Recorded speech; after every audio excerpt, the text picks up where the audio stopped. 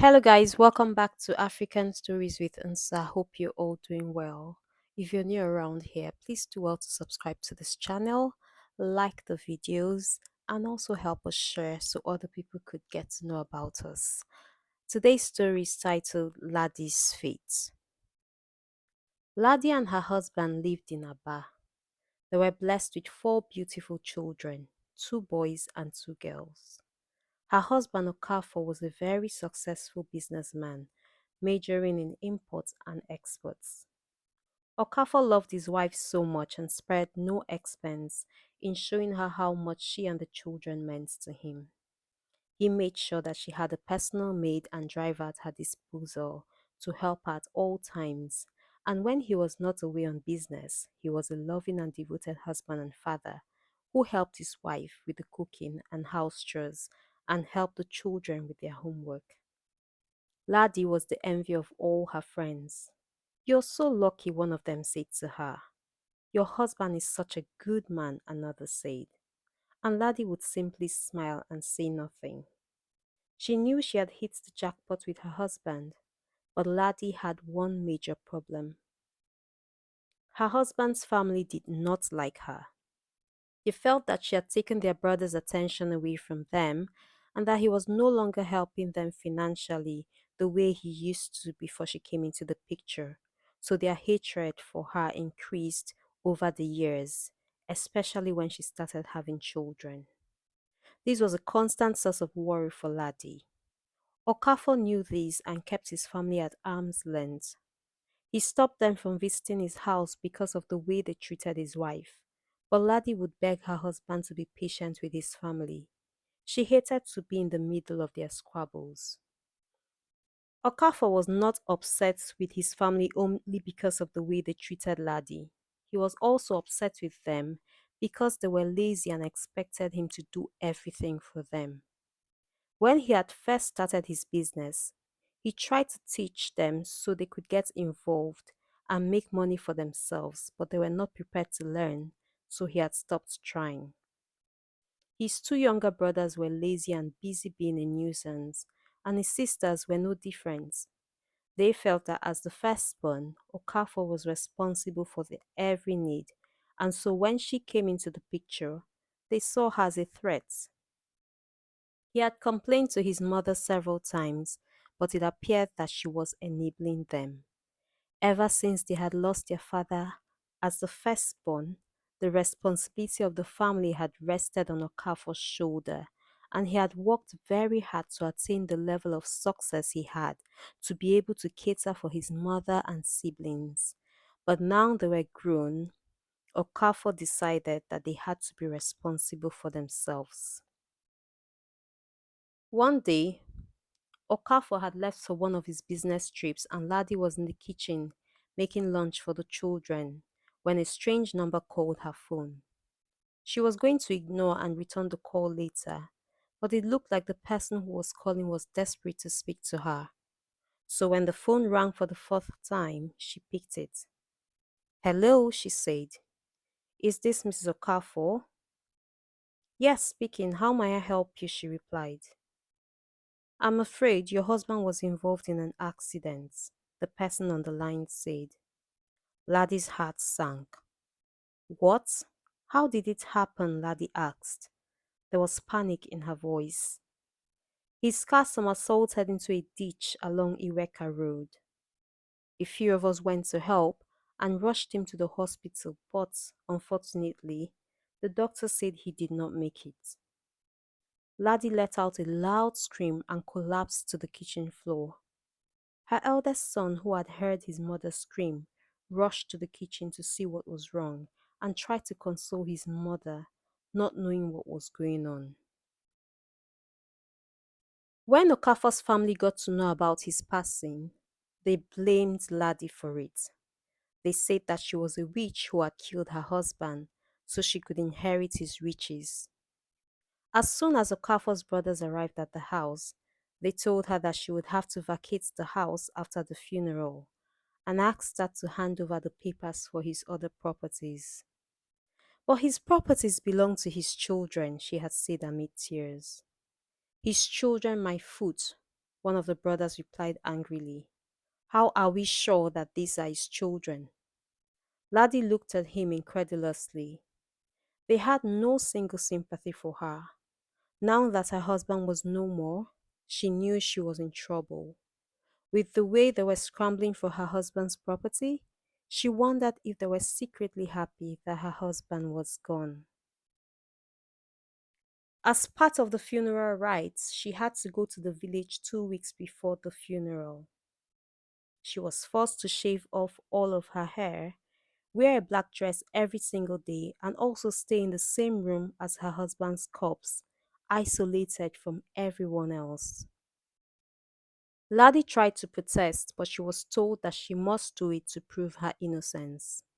She cried for days. Everything seemed like a very bad dream that she wished she could wake up from. How could Okafor leave her and the children at the mercy of his wicked family? At first, she was scared of staying in the same room with her husband's corpse and wouldn't be able to sleep at night. But after a few days of staying there, her fear turned to annoyance.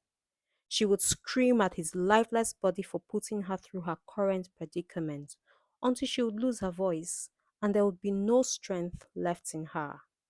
Her in laws would mock her, calling her a mad woman. Ladi thought that she had been through the worst, but about 2 days to the funeral, the village chief priest sent for her and told her that she would have to swear an oath that she was not responsible for her husband's demise. But I've been in the room with his corpse for several days and nothing has happened to me. Is that not enough to prove my innocence? She asked. Her in laws, who had followed her to the shrine, insisted that she had to go through with it, and so, out of fear, she went on with it. She was a Christian and did not believe in such practices, but the fear of what her in laws would think of her refusal made her do it. Alone in her room, Ladi would reminisce about the days before her life fell apart. Marrying her husband Okafor had been the best decision of her life. He had taken a chance on her even when his entire family had tried to discourage him from marrying her. Her major crime was that she was not Igbo. Ladi remembered the first time Okafor introduced her to his mother. The look his mother gave her told Ladi all she needed to know. She was not wanted here. Your mother does not like me, she had said to Okafor the moment they left. Why would you say that? He asked her, trying to make light of the situation.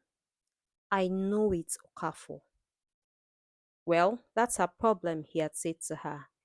I'm the one getting married to you, not her. Even when she had met one of his sisters, she had been very hostile to Ladi and told her that Okafor was never going to marry her because she was not Igbo. She had said that Okafor was going to dump her and marry a proper Igbo lady. Ladi became very worried and was almost calling off the engagement because of the negative reception she got from her in-laws. But Okafor kept assuring her that she would be fine eventually and that she would never regret being married to him. He had kept his promise and had given her no reason to regret marrying him until now. She had never heard of this part of the Igbo culture. Perhaps, if she had, she would have made a more informed choice about marrying him. But no one gets married hoping to be a widow. She and Okafor had big plans about their future. He had said that when the children were grown and left the house, they would both travel the world together and live on another continent. They had always joked about getting on each other's nerves until they were old, wrinkly, and grey. But alas, death had other plans. The children missed their father so much, and to protect them from further trauma, she had taken them to her parents' house to stay. They would be coming to the village only on the day of their father's funeral. Ladi cried herself to sleep, thinking of a future that was never going to be. On the day of the funeral, Ladi woke up to a loud bang on the door. She opened the door, and in front of her was her mother in law with another angry looking woman. She was huge and towered over the Ladi. "You're still sleeping on the day of your husband's funeral?" her mother in law sneered at her. Ladi looked at the sky behind them. The day was just beginning to break, and there was no one outside. She had been isolated from everyone else the whole time, and no one was telling her anything, so she wondered what it is she was supposed to be doing. "The undertakers will be coming very soon to wash your husband's body. You are to drink the water used to wash his body." This time, it was the huge woman talking. Ladi could not believe her ears. Was she dreaming, or was this a joke? She stared at them, waiting for one of them to tell her it was a prank, but there was a serious look on both their faces. She did not have the words to respond to them, so she just burst into tears. Was she never going to get a break? It was always one thing or the other. What were they going to do next? Ask her to jump into the casket with Okafor's body while he was being buried? Right now, she needed a hug. She needed her mother. "When you finish shedding your crocodile tears, you do what you've been asked to do." Her mother in law's voice jolted her back to reality. Ladi watched as both women turned around and left. The bath water was brought to Ladi in a big glass cup. It was the color of palm wine. She had been summoned by other women in the village to sit in their midst so they could supervise her while she drank it. Ladi stared at the glass of bath water, but one of the women shouted at her, "Will you drink that water immediately? You think we have all the time in the world?"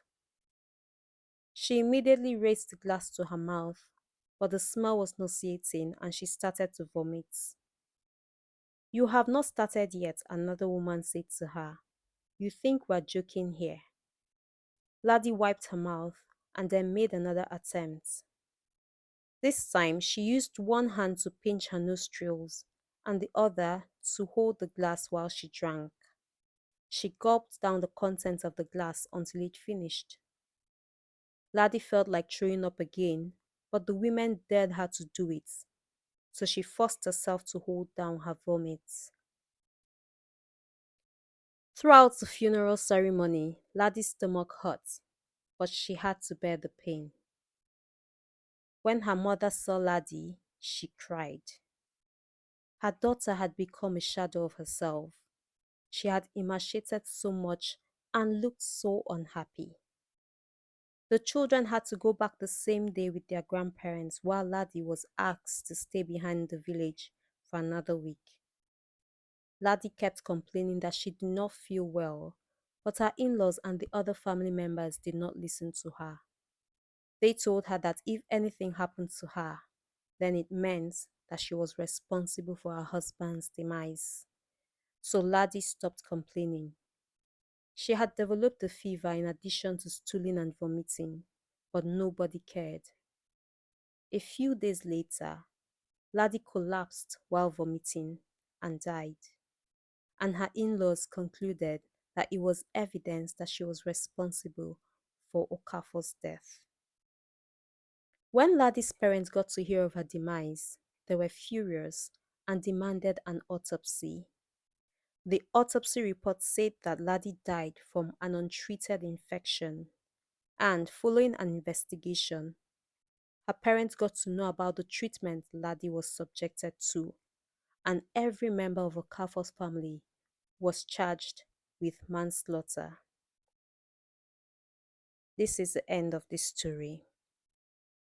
The practice of maltreating widows and mandating them to drink the water used in bathing their late husband's corpse was very common in the southeastern part of Nigeria many years ago, but today, a lot of communities have frowned at this ancient practice, which unnecessarily claimed the lives of many widows and refer to it as barbaric and cruel. If you like this story, please do well to subscribe to this channel, like our videos, and also help us share. Until I come your way again next time. Bye.